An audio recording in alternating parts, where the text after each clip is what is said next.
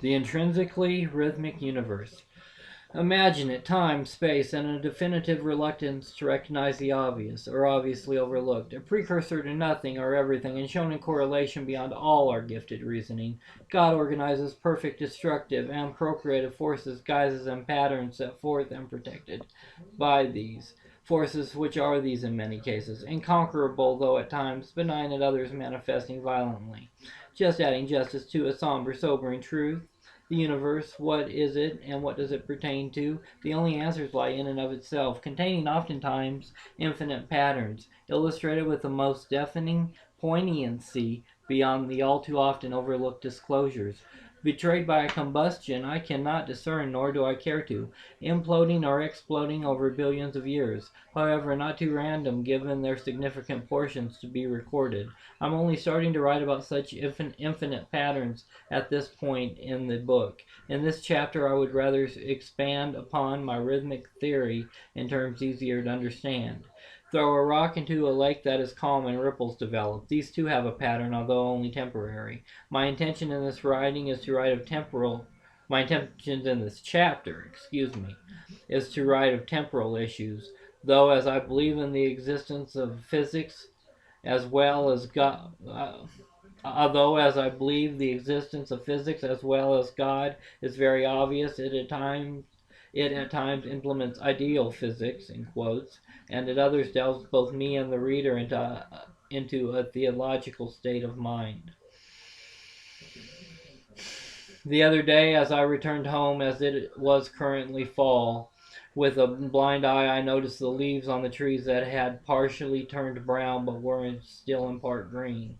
Who would mistake this for rhythm? In nature, too, there are rhythmic patterns, as goes evolution. I believe that God's approximate rhythmic patterns, explained through my limited rationale, should begin with this. Though perhaps it's a part of evolution, moment after moment, and season upon season, year after year, there is a rhythm to our world, into our universe, and to our universe. The rhythm establishes a pattern over time. Whenever anything does not fall into this pattern, nature or the universe notices a break in the rhythm and either destroys that which causes the break or adapts to or around it, assuming, of course, it does not make that which it did not destroy adapt. A good example of this would be cave fish, who currently do not have eyes because they do not need them. Now, for more temporal issues, I would like at this point to discuss algorithms, but do not currently have the information needed to further elaborate on my point. The adaptation of the universe and the earth is perhaps what makes nature and the universe strong. I know one last statement I made them sound like a single issue when it and the factor are two separate issues for the most part.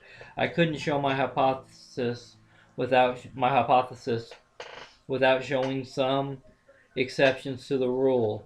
To yeah, this being part of evolution. Not that I read about an evolution, but at least as I see it. Now, as I'm trying to make this viable, illuminated distribution of universal changeable energy as an exemplified instrument in approximate universal rhythms, I shall further be concerned with what falls outside of these approximate universal rhythms, which ultimately sometimes established patterns, with all being part of the intrinsically rhythmic universe which the book will be titled. In nature as well as the universe, there is an exception to every rule. This would not only be an example of this, but perhaps the rule exists because of this. Illuminated distribution of universal changeable energy as an exemplified instrument in approximate universal rhythms. 1. The dying of light, such as through a black hole as gravity foils light or it is foiled in some other manner, and rebirth of light within the same section of the universe, we believe has an approximate rhythm which would prove, as everything is in a constant state of flux, Plato, there are no absolutes except God, but approximate rhythms throughout the universe, delving into and controlling nature completely as God's rhythmic systems. I'm using the time which it takes for light to be disposed of and reborn, or the birth and death of stars, as a basis to prove that the entire universe uses systems that are correlated through rhythmic patterns. 2. Based upon the same given evidence, if the first hypothesis can be proven a theory, then so can this. God created the universe to exist in sections. To be proven, an astronomy observatory, which records the death and birth of stars, would have to send their findings of at least the past 20 years, I would think, to a mathematician who would then have to do a series of equations with variations.